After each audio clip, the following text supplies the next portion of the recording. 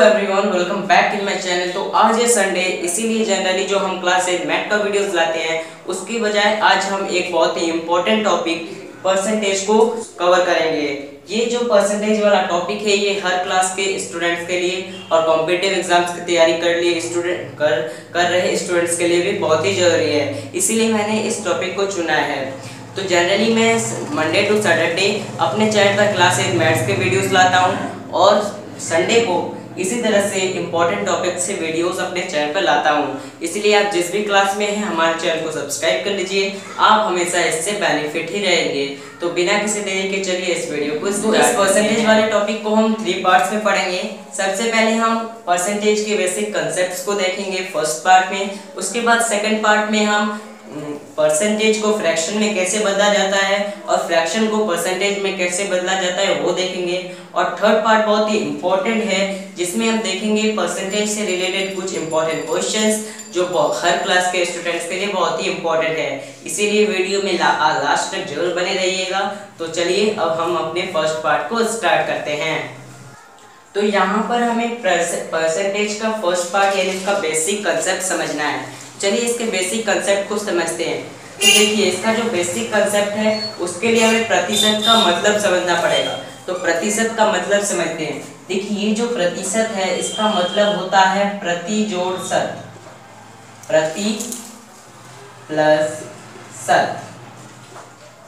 अब प्रति का मतलब क्या होता है? तो प्रति का मतलब होता है प्रत्येक,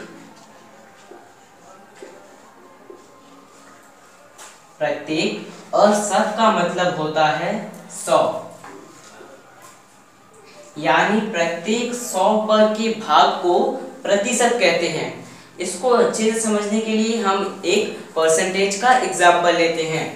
यहाँ पर हम लिखते हैं 10%, यानी 10%।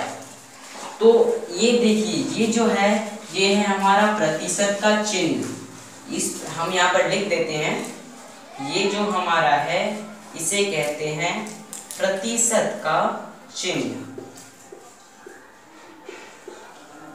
प्रतिशत का चिन्ह, या फिर हम इंग्लिश में कह सकते हैं कि साइन ऑफ परसेंटेज। तो ये तो हो गया प्रतिशत का चिन्ह। उसके बाद देखिए ये जो 10% है इसका मतलब क्या है?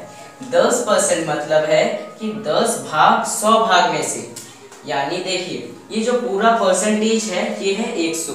प्रत्येक 100 पर के भाग को क्या कहते हैं? प्रतिशत कहते हैं। तो यहाँ पर है 10%।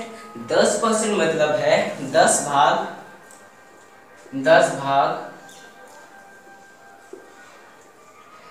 भाग कितने में से 10 भाग? ये परसेंट का मतलब कितना होता है? परसेंट का मतलब होता है 100। तो 100 भाग में से, 100 भाग में से। तो ये जो 10% हम लिखते हैं इसका मतलब होता है कि 10 भाग 100 भाग में से। तो इसको आप जब हम आगे क्वेश्चंस करेंगे और इसका जो सेकंड पार्ट करेंगे तब भी आप इसको समझ पाएंगे।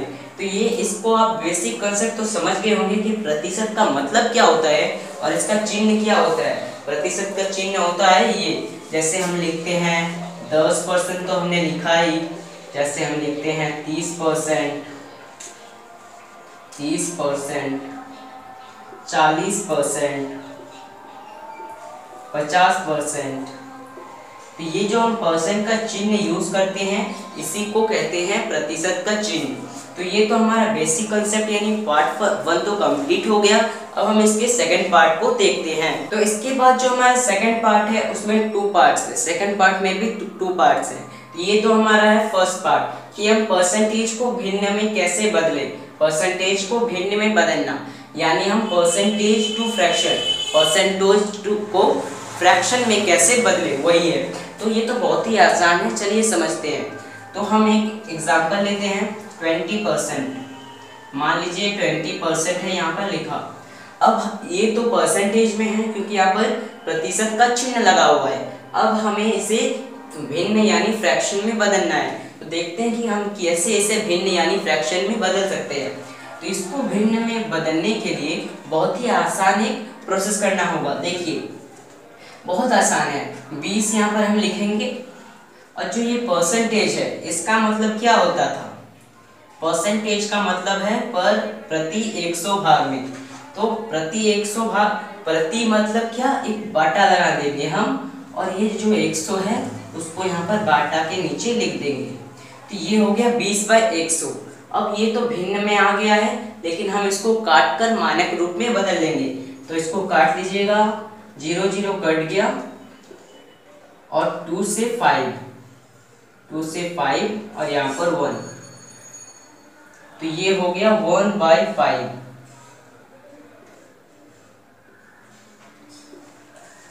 तो ये हमारा भिन्न में बदल चुका है, ये 20% 1/5 आ चुका है। तो ये मतलब हम इस परसेंटेज को हम भिन्न में बदल लिए। और एक एग्जांपल लेकर हम इसको करते हैं। तो यहाँ पर मान लीजिए है हमारा 50%, बराबर करते हैं और यहाँ पर क्या करेंगे 50/50 लिखेंगे और ये परसेंट का मतलब क्या होता है 100।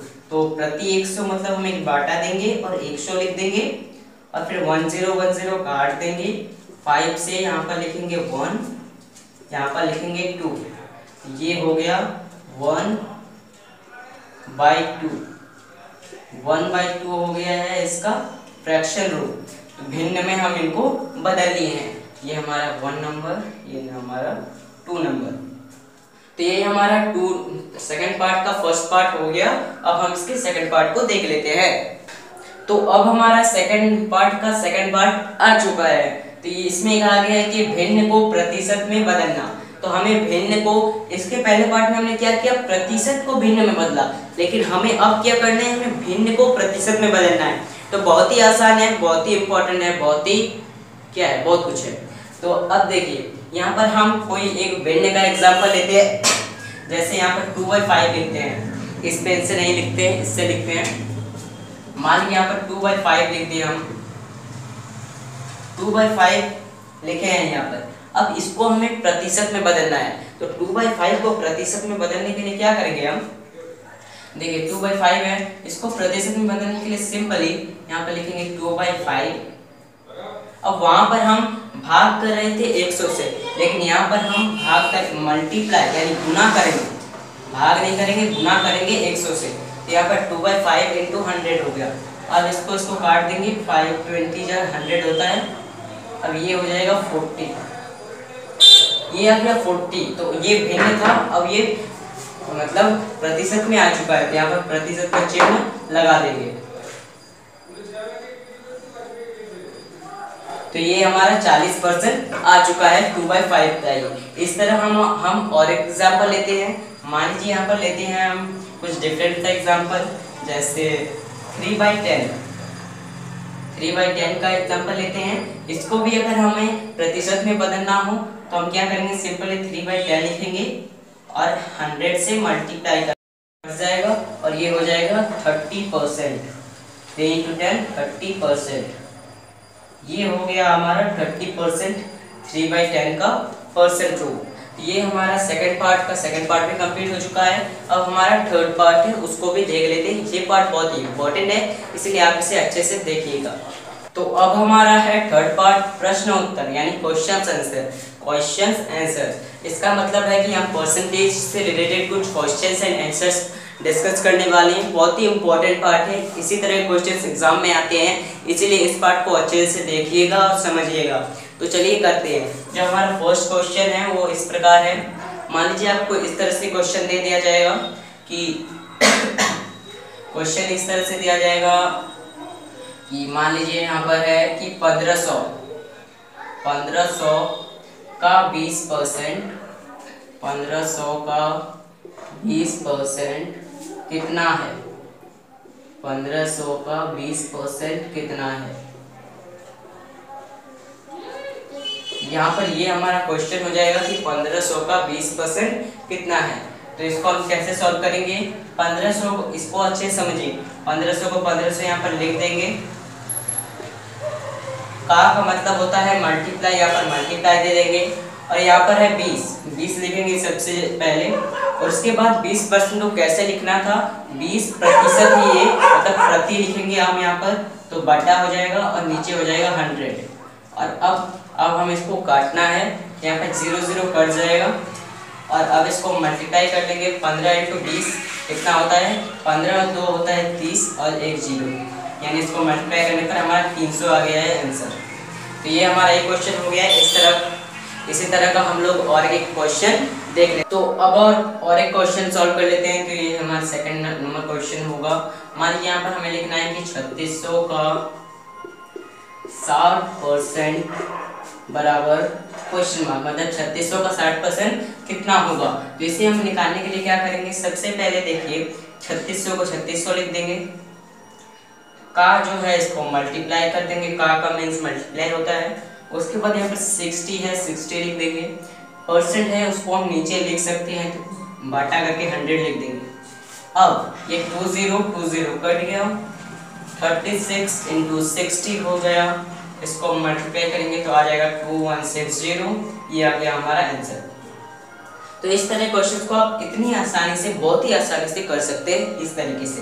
और चलिए और एक बहुत ही इम्पोर्टेंट क्वेश्चन है, उसे सॉल्व कर लेते हैं। वो बहुत ही ज़्यादा एग्जाम में पूछा जाता है। तो वो क्वेश्चन क्या है, चलिए देखते हैं।